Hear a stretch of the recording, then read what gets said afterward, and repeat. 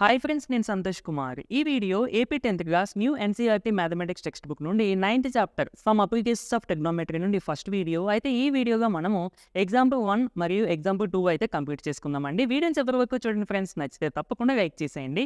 అయితే ఈ వీడియో చూసే ముందు నేను ఒక వీడియో లింక్ డిస్క్రిప్షన్లో ఇస్తానండి. అంటే ఆ వీడియోలో నేను ఏం చెప్పానంటే ఈ చాప్టర్కి సంబంధించిన ఇంట్రడక్షన్ అయితే చెప్పడం జరిగింది.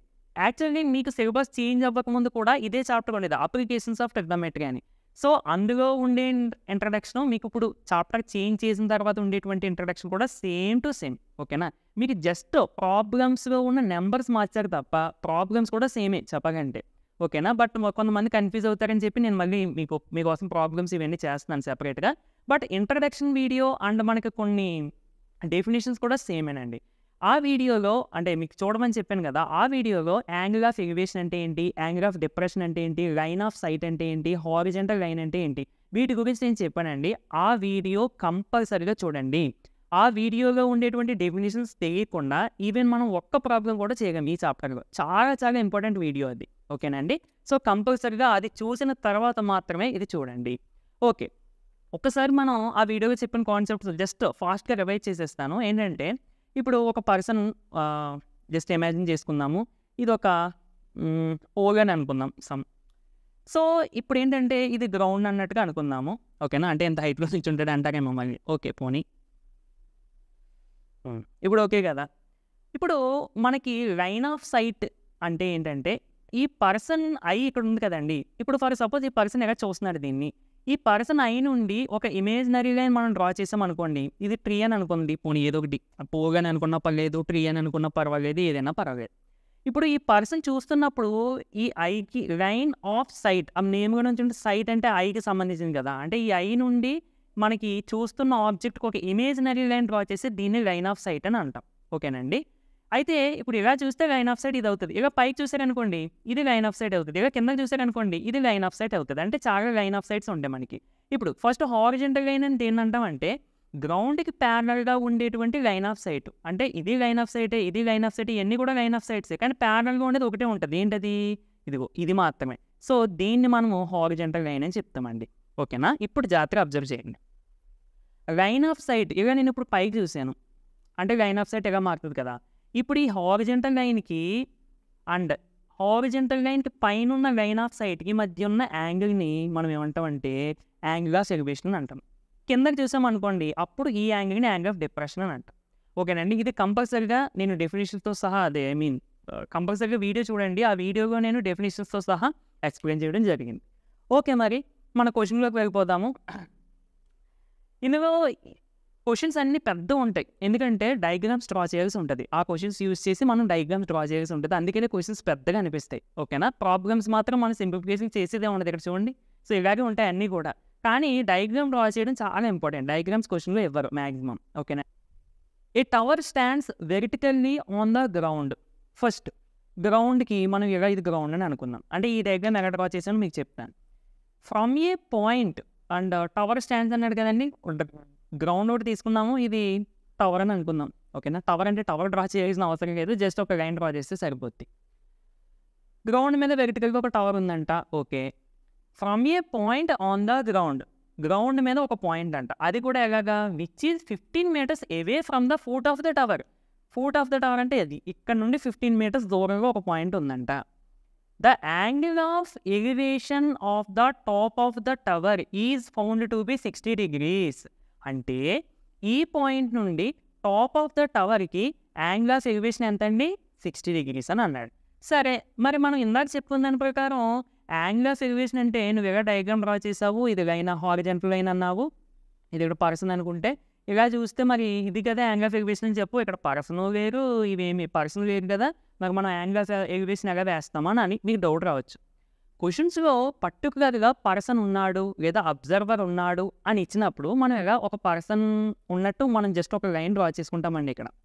బట్ ఎప్పుడైతే మనకి పర్సన్స్ గురించి అయితే ఇవ్వకుండా అబ్జర్వేషన్ పాయింట్ అని మాత్రమే ఇచ్చినప్పుడు డైరెక్ట్గా ఇప్పుడు ఇక్కడి నుంచి ఎలా తీసుకుంటున్నాం మనం, పర్సన్ ఐ ఉన్నట్టు మనం ఎలా కన్సిడర్ చేస్తున్నాము, అలాగే ఇది కూడా ఒక పర్సన్ ఐ అన్నట్టు మనం కన్సిడర్ చేయాలన్నమాట. అంటే ఇక్కడ నుండి చూస్తున్నట్టు అన్నట్టు మనం కన్సిడర్ చేయాలి. ఇక్కడ నుండి చూస్తున్నాడు అంటే అర్థం ఏంటి? ఇది ఏమవుతుందండి మనకి జనరల్‌గా హారిజాంటల్ లైనే కదా అవుతది. అవునా కదా! ఇది హారిజాంటల్ లైన్. అలాగే ఇది కూడా హారిజాంటల్ లైన్. ఎందుకంటే పర్సన్ ఐ ఇక్కడ ఉన్నట్టు మనం కన్సిడర్ చేసుకోవాలి. ఇప్పుడు యాంగిల్ ఆఫ్ ఎలివేషన్ అంటే line of sight above the horizontal line. అంటే హారిజాంటల్ లైన్‌కి పైనున్న లైన్ ఆఫ్ సైట్. ఇక్కడ ఏమంటున్నాడు? Top angle of elevation of the top of the tower. అంటే ఇక్కడ నుండి టాప్ ఆఫ్ ద టవర్‌కి యాంగిల్ ఆఫ్ ఎలివేషన్ ఎంతండి? 60 degrees. So this is the diagram. అర్థమైందండి? అది. ఓన్లీ డయాగ్రామ్ డ్రా చేసి వదిలేయకుండా వాటికి నేమ్స్ కూడా రాస్తే చాలా క్లియర్‌గా ఉంటది. ఫస్ట్ ఇది గ్రౌండ్ అని అనుకున్నాం కదా! సో గ్రౌండ్ అని రాశాను. నెక్స్ట్ ఇది టవర్ అని అనుకున్నాం కదా! సో టవర్ అని రాశాను. నెక్స్ట్ ఇది మనకి లైన్ ఆఫ్ సైట్ కాబట్టి అదేం రాయవలసిన అవసరం లేదు. నెక్స్ట్ ఈ పాయింట్ ఏంటండి? Observation point. ఓకేనా? ఇది క్లారిటీ కదా! నెక్స్ట్ మనకు ఒక రైట్ యాంగిల్ ట్రయాంగిలే ఫామ్ అయింది. ఎందుకంటే టవర్ వెర్టికల్‌గా ఉన్నది. వెర్టికల్‌గా అంటే ఇది నథింగ్ బట్ 90 degrees అన్నమాట. సరే. ట్రయాంగిల్ కాబట్టి మనకి 3 వెర్టిసెస్ ఉంటాయి కదండీ! ఏబీసీ. సో ఏబీసీ అనుకున్నాను. అండ్ ఇది 15 మీటర్స్. ఎందుకంటే 15 మీటర్స్ దూరంలో ఒక పాయింట్ ఉంది అన్నాడు కాబట్టి. ఇప్పుడు మన గోల్ ఏంటంటే అంటే ఐ మీన్ క్వెషన్ ఏం అడిగాడంటే height of the tower. Tower యొక్క హైట్ ఎంత అనేది మనల్ని అడిగాడు. ఫస్ట్ డయాగ్రామ్ డ్రా చేసుకున్న తర్వాత దీనికి సంబంధించిన డేటా ఇక్కడ రాయాలి. Height of the tower. Height of the tower అంటే ఇదే కదండి! AB. So height of the tower equal to AB. Next ఇంకేంటి? Distance between tower and the observation point. అంటే టవర్‌కి మరియు అబ్జర్వేషన్ పాయింట్‌కి మధ్య దూరం ఎంత? 15 metres. So 15 metres. Next angle of elevation 60 degrees. ఇప్పుడు ఇక్కడతో మనకి ఇన్ఫర్మేషన్ అయిపోయింది. ఇప్పుడు జాగ్రత్తగా అబ్జర్వ్ చేయండి. With respect to this angle, this is the adjacent side and this is the opposite side. అవునా కదా? ఈ యాంగిల్‌తో మనం కన్సిడర్ చేస్తే ఇది ఏమో ఆపోజిట్ అవుతది. ఇది ఏమో ఎడ్జసెంట్ అవుతది. ఇప్పుడు మనం ఏబీ అనేది మనం కనిపెట్టాలి. అవునా కాదండి? అండ్ ఈ ఎడ్జసెంట్ సైడ్ ఉంది అంటే ఆపోజిట్ సైడ్ మనం కనిపెట్టాలి. So opposite side, adjacent side involve అయ్యున్న ట్రిగ్నోమెట్రిక్ రేషియో ఏంటండి? tan theta. అంటే tan theta is equal to opposite side to theta by adjacent side to theta. అందుకని నేను ఇక్కడ ఏం కన్సిడర్ చేశానంటే tan 60 degrees తీసుకున్నాను. 60 degrees తీసుకోవడానికి గల కారణం ఇక్కడ ఉన్న యాంగిల్ 60 degrees కాబట్టి. అండ్ ఈ 60 degrees ఆపోజిట్‌గానేమో హైట్ ఆఫ్ ద టవర్, ఎడ్జసెంట్‌గానేమో distance between tower and the observation point. So అందుకని tan 60 degrees is equal to మనం ట్రిగ్నోమెట్రీగా సెకండ్ వీడియోగాను, ఫస్ట్ వీడియోగాను చెప్పుకోవడం జరిగింది కదండి! ఆ సెకండ్ వీడియోగానే చెప్పాను ఈ formulas. So tan 60 degrees is equal to opposite side to 60 degrees by adjacent side to 60 degrees. So tan 60 degrees అంటే వాల్యూ ఎంతంటే మనకి బాక్స్ యాంగిల్ టేబుల్ ఉంటుంది కదా! అది ఎలా గుర్తుపెట్టుకోవాలని కూడా నేను ఒక వీడియో చేశాను. So tan 60 degrees is equal to square root 3 that equal to opposite side to 60 degrees. 60 degreesకి ఆపోజిట్‌గా ఉన్న side AB by adjacent side to 60 degrees. అంటే 15 మీటర్సే కదండి! సో 15. ఇక్కడ స్క్వేర్ రూట్ 3ని స్క్వేర్ రూట్ 3/1 అని రాసుకోండి. క్రాస్ మల్టిప్లికేషన్ చేసేసుకోండి. 1 into AB. AB equal to 15 into square root 3 అంటే 15 స్క్వేర్ రూట్ 3 మీటర్స్. సో డైరెక్ట్‌గా ఇలా ఉంచేయండి. ఇంకేం సింప్లిఫై చేయొద్దు. సో ఇప్పుడు ఇక్కడ ఏబీ అంటే ఏంటంటే మనకి height of the tower. So height of the tower is equal to 15 into square root 3 metres. Okay. Question చూసుకున్నట్టయితే an electrician has to repair an electric fault on a pole of height 5 meters అని అన్నారు. So first మనము ఒక ground draw చేసుకుని ఒక pole draw చేసుకుందాం. Electrical pole. ఎందుకంటే ఇక్కడ ఎలక్ట్రిక్ పోల్కి సంబంధించి ఉంది కాబట్టి. అండ్ ఈ పోల్ యొక్క హైట్ కూడా మనకి 15 మీటర్స్ అని ఇచ్చారు. సారీ 5 మీటర్స్ అని ఇచ్చారు. అంటే ఇది మొత్తం టోటల్ హైట్ 5 మీటర్స్ అంట. నెక్స్ట్ షీ నీడ్స్ టు, ఇక్కడ షీ అంటే ఎలక్ట్రీషియన్ అన్నమాట. She needs to reach a point 1.3 meters below the top of the pole to undertake the repair work. అయితే ఇక్కడ ఈ పోల్ మీద టాప్ నుండి 1.3 meters బిలో, అంటే టాప్ అంటే ఇదే కదా, టాప్ నుండి 1.3 meters కిందకి, అంటే ఫర్ సపోజ్ ఇదని అనుకుందాం. అంటే ఇది 1.3 అనుకుంటే ఇక్కడ ఉందంట రిపేర్ వర్క్, అంటే అక్కడ వచ్చిందంట రిపేర్. ఇక్కడ అదే అంటున్నారు. The top she needs to reach a point 1.3 meters below the top of the pole to undertake the repair work. అంటే రిపేర్ చేయడానికి టాప్ నుండి 1.3 meters కిందకి వచ్చే పాయింట్ దగ్గర రిపేర్ వచ్చిందంట. అంటే అక్కడికి వెళ్ళాలి అన్నట్టు. పోనీ మీరు అలా అర్థం చేసుకున్నా పర్వాలేదు. ఇప్పుడు what should be the length of the ladder. Ladder అంటే నుంచిన.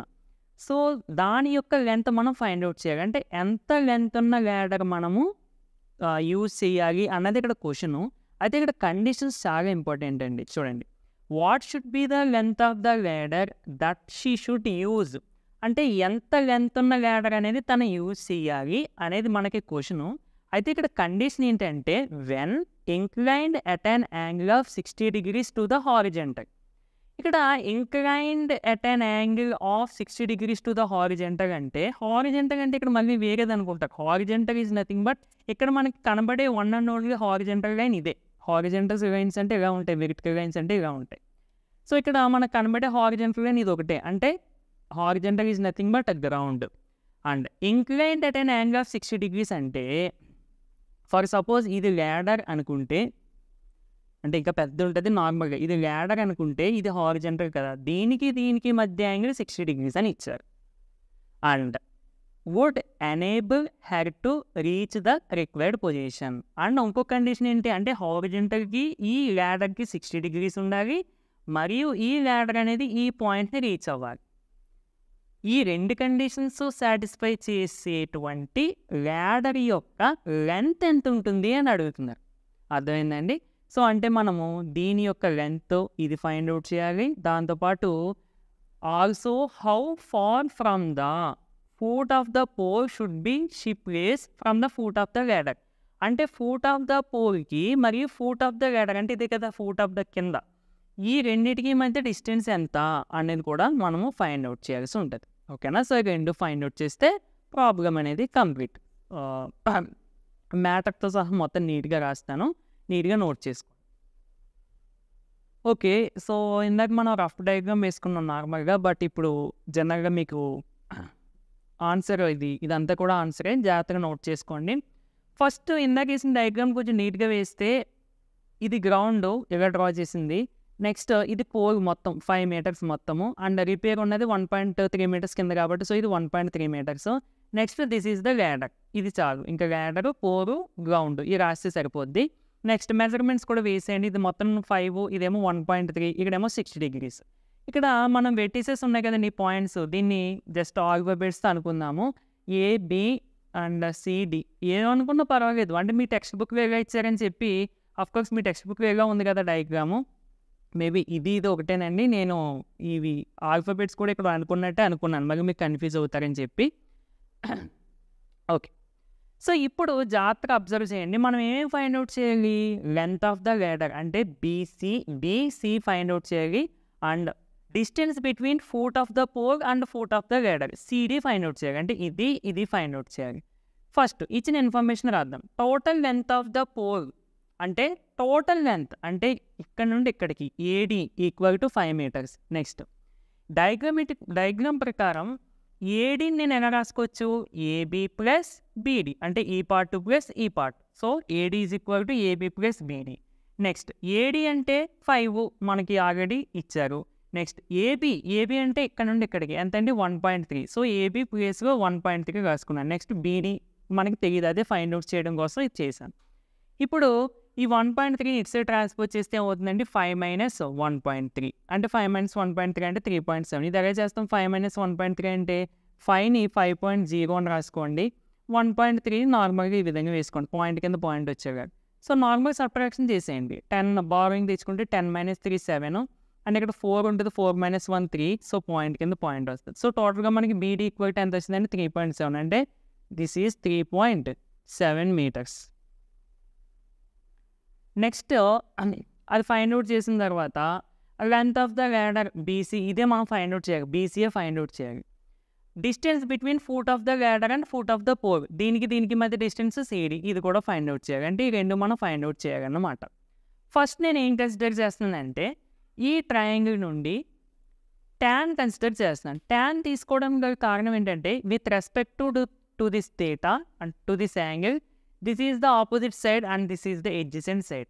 మనకి ఆపోజిట్ సైడ్ ఆల్రెడీ వచ్చేసింది, మనం ఎడ్జసెంట్ సైడ్ ఫైండ్ అవుట్ చేస్తే సరిపోతుంది. అందుకని ఆపోజిట్ ఎడ్జసెంట్ ఇన్వాల్వ్ అయ్యి ఉన్న ట్రిగ్నోమెట్రిక్ రేషియో తీసుకుంటున్నాను. సో అది మనకి ట్యాన్ కాబట్టి tan 60 degrees equal to opposite side to 60 degrees by adjacent side to 60 degrees. So opposite side to 60 degrees అంటే 60 degreesకి ఆపోజిట్గా ఉన్న సైడ్, ఇదంతా వేయకూడదు, మనం కేవలం ఈ ట్రయాంగిల్ మాత్రమే కన్సిడర్ చేస్తున్నాం. కాబట్టి 3.7 by adjacent side to 60 degrees, 60 degrees కూడా ఎడ్జసెంట్ సైడ్ అంటే సిడి. సో ఇదిగో సిడి. అండ్ tan 60 degrees అంటే square root 3. So square root 3ని స్క్వేర్ రూట్ 3/1 అని రాసుకొని క్రాస్ మల్టిప్లికేషన్ చేస్తే square root 3 into CD equal to 1 into 3.7. So 3.7. Next మనకి CD కావాలి కదా, కాబట్టి స్క్వేర్ రూట్ 3 ఇటు సైడ్ ట్రాన్స్పోజ్ చేసింది, ఇక్కడ ఇంటూ చేస్తుంది, అటు సైడ్ ట్రాన్స్పోజ్ చేస్తే డివైడ్ చేస్తుంది. సో టోటల్గా మనకి CD వచ్చింది. CD అంటే ఇది వచ్చింది, అంటే distance between foot of the ladder and foot of the pole వచ్చింది.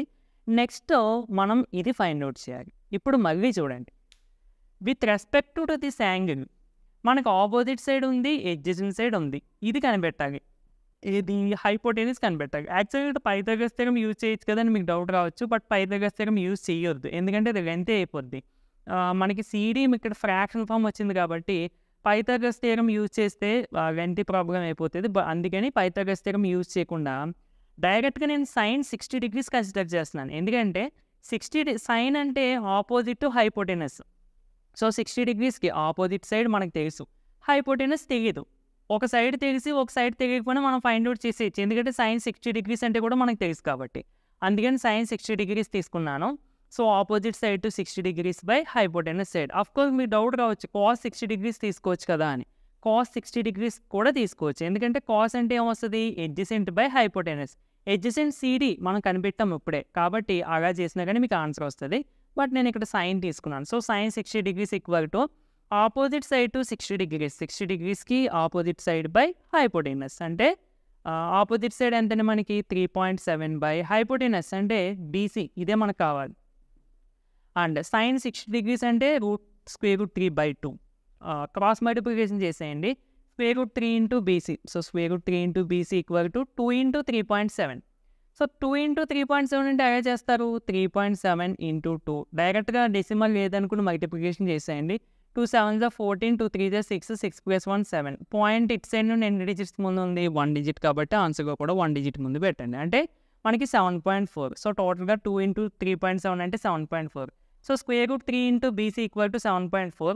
BCని ఇక్కడ స్క్వేర్ రూట్ 3 ఇంటూ చేసింది, అటు సైడ్ ట్రాన్స్పోజ్ చేస్తే డివైడ్ చేస్తుంది, అంటే టోటల్గా మనకి BC కూడా వచ్చేసిందండి. అంటే ఇప్పుడు ఇలా వదిలేకుండా క్వశ్చన్ ఏమైతే అడిగారో అది రాసేయండి.